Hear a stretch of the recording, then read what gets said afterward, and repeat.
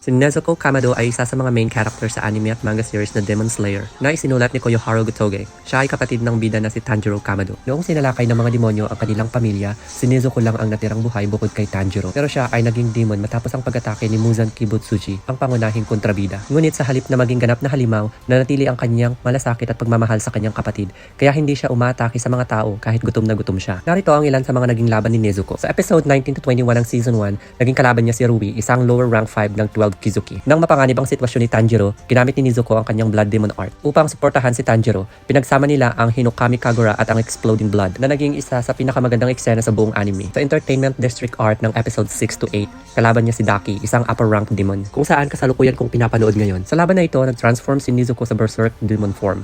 Tumaas ang kanyang lakas at halos mapaslang niya si Daki.